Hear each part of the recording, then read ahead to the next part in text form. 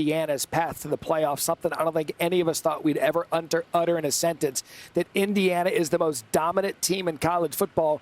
Joey, that's no hyperbole. This could be one of the greatest stories and turnaround stories in sports history. And the craziest part is how they're making it look easy in the playoff. Yeah. And they really, at no point in time in the Alabama game or the Oregon game did it feel like we were in for a game. It felt like Indiana was the best team on the football field. And coming into the playoff, I thought, okay, Georgia looks scary to me. Indiana's rolling, of course. They just won the Big Ten championship over Ohio State. They got that done, and now they're in.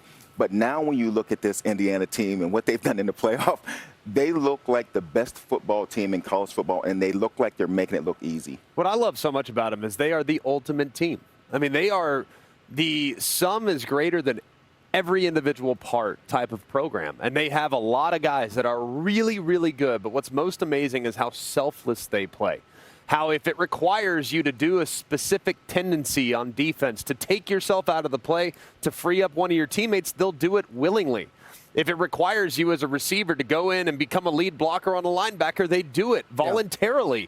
They do all the little things right. And I think that's why they're in the position that they're in. Not only do they have great talent, but they have guys that pretend like they've been told for years that they don't have talent. They do all the things that you would expect guys not to do at this level, and, man, it's amazing to watch. I think one of the biggest compliments you can get as a team or a championship caliber team, Indiana's gotten it all year, they don't mess up. No. And when you look at the story of Indiana and you look at this day and age in college football, the Hoosiers are the poster child for this new world order.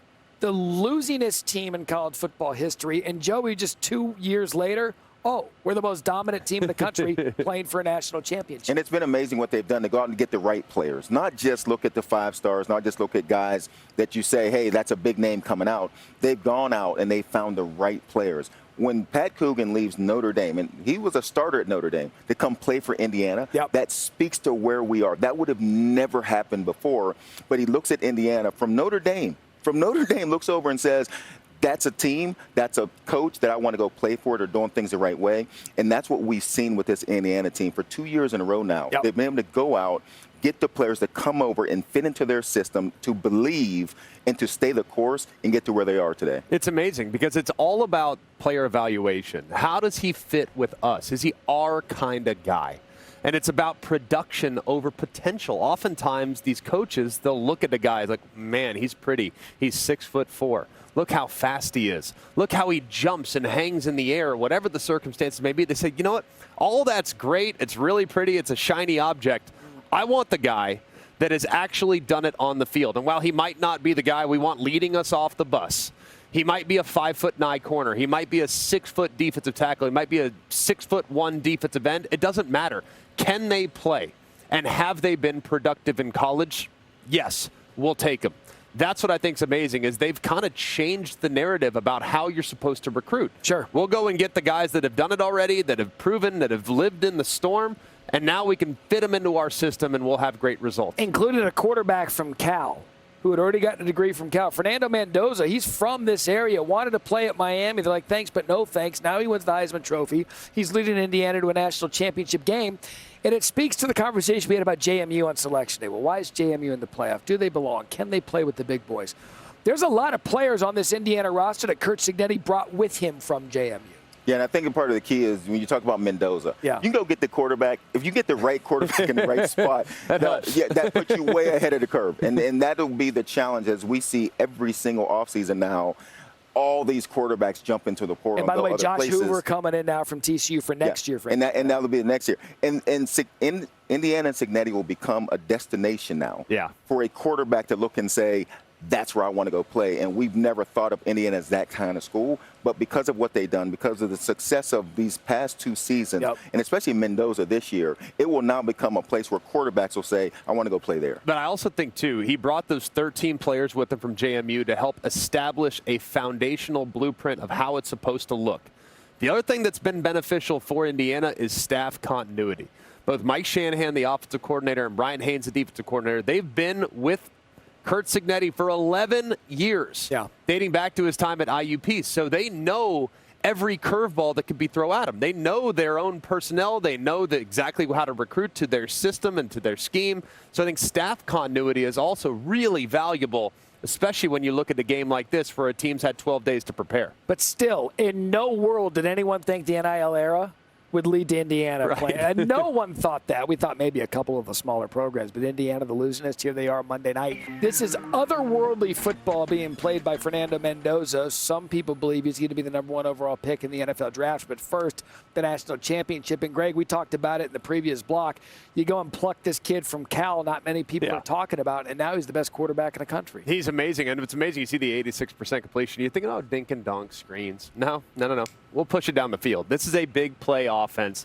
And they do a great job of putting tremendous strain on the defense at all levels with how they read the RPOs. It starts on 2nd and 3, great situational awareness. You know on 2nd and 3, it's a shot down because you're probably going to go for it on 4th down, so you got 2 downs to get 3 yards. So why not take a shot? All he's got to do is hold the safety. He does a great job. Sees Charlie Becker. There's a great deep threat, by the way. Gets it up and over the top. But part of the reason why you got over the top is because earlier in the game, it's 3rd and 4. Anticipating pressure, anticipating man. You know that safety's over the top again, but you got one-on-one in the slot with Surratt, and this is the back shoulder. They throw it over and over and over again. You can't cover it if it's thrown really well. But they also have tremendous depth of targets. You have 3 guys to the right, Cooper, Nowakowski, and Surratt. You'd think he's throwing right, wouldn't you? That's where their weapons are. So you put 4 guys over 3. You got one-on-one with E.J. Williams, who, by the way, is 6'3" and change, 205. Runs an unbelievable stick nod. Perfect route, great separation, piece of cake. And then the last part of what makes Mendoza very interesting, you see field fire zone off the right-hand side. That's what Miami lives in. They do it all the time. He anticipates it. He knows he can't block the nickel. He's got to take off. And a guy that's 6'5", 225 pounds, he moves really well. He gets up to nearly 18 miles an hour on that run. He is outstanding. And right now, as far as playing high-level football, it's the best postseason I've seen since Joe Burrow, which says an awful lot because we've seen some great quarterback play in the last 5 or 6 years. And I think when you look at what they've done offensively, you mentioned this, it's not just the dink and dunk, but the ability to go down the field in moments. We watched the Penn State end of the game. They need to go down and make a play. Not just a touchdown, but the catch by Becker on the sideline. Yeah. To go up and catch that ball, make a great catch to keep the drive alive. And then we've seen him finish that game. And then the 3rd and 6 against Ohio State in the 4th quarter when the tie ball game, and they need to go down and make a play. That play, the ability to go down the field, again, it's not let me find someone underneath. They have confidence in their quarterback and their playmakers. Let's take these shots, but you don't really see people do that. You see people, when you get in that 3rd and 6 in a tight moment, see them get one of these unders. They get a crossing route somewhere. They'll throw it. Their confidence coming from their head coach in this football team has been amazing. And the quarterback's going to get all the attention, and he should. He won the Heisman Trophy. But you could argue now, Indiana's weapons of Cooper, Becker, Surratt, you're not going to find a better trio of receivers in the country. No, they're terrific. But it really, as amazing as it is, with the weaponry they have at wide receiver, the depth, the versatility, the deep threat that is Becker, the underneath yards after catch guy that is Cooper, and then the strength that is Surratt, it's amazing. Still starts by running the football. That's what's so amazing about it. This is a team that runs the ball more than 55% of the time. This is a quarterback who won the Heisman Trophy on a team that averages throwing it just 25 times a game. They're ruthlessly efficient, but it really starts by running the football with Black and with Hemby, who do an amazing job behind an offensive line that finishes as well as anybody we've seen in the sport. There's something that jumped off the screen to me, especially in the Rose Bowl, when you talk about Hemby and Black, the physicality of this Indiana team. And to think that Indiana can go in and physically beat up Alabama in a Rose Bowl is a surprise. But to watch it and to see their running backs and that physical run inside, take on a run, finish the run, and get back up. I don't know that we've said enough about Hemby and Black and what they've meant to this Indiana team. Because Mendoza won the Heisman, that's right. We talk so much about those playmakers that are throwing, but their ability to run the ball makes them tougher to stop because now you can't sit back and key on Mendoza and those receivers. And you mentioned Hemby transferred in from Maryland. Doesn't get a lot of the credit that he deserves as a transfer. They believe they have that next year. Turbo Richards coming in from Boston College. They've got the #1 ranked portal class in the country, so maybe same as it ever was for Indiana. But the offense is spectacular. The defense has been so stingy and so aggressive. They have a nasty defense up front. Top 3 in the country in takeaways, averaging nearly 2 per game. They are 4th in total defense and 2nd in scoring defense. In fact, no team has scored more than 24 on the Hoosiers all season long. And so, Joey, we've got 2 offensive guys up here, and they love talking about it, but We talked about tone setting the defense for Miami. You could really argue the same for Indiana. I just gave you the stats. They're among the best in the country at just about everything. Yeah, and to score on the first play in the pick six against Oregon, to get the 4th and 1 stop against Alabama early in the Rose Bowl. We don't talk about this defense a ton.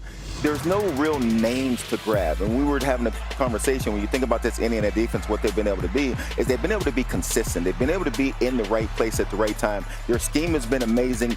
There's not guys that you look at on this defense and say, oh, that's a surefire first-round guy, or this guy right here you'd love to have on your defense in the NFL. But what you do see is 11 guys flying around, making plays, and you don't see them make mistakes. Yeah. You don't see them give up the big plays that are going to hurt them. And they've been dominant in these first 2 games and really set up the offense to be in a situation where they can relax and play loose because the defense has been so good. They've been amazing. And what I love most about them, with Bryant Haynes, the defensive coordinator, now one of the highest paid defensive coordinators in the country, deserves every penny. He doesn't just call defenses. He looks at what the offense is in and calls a defense based on tendencies. He basically knows what the offense's rules are from a protection standpoint, from a run game standpoint. He knows what the rules are for the offense, so he will call a specific play to exploit those rules. Sure. And you see it time and time again, and they do a great job.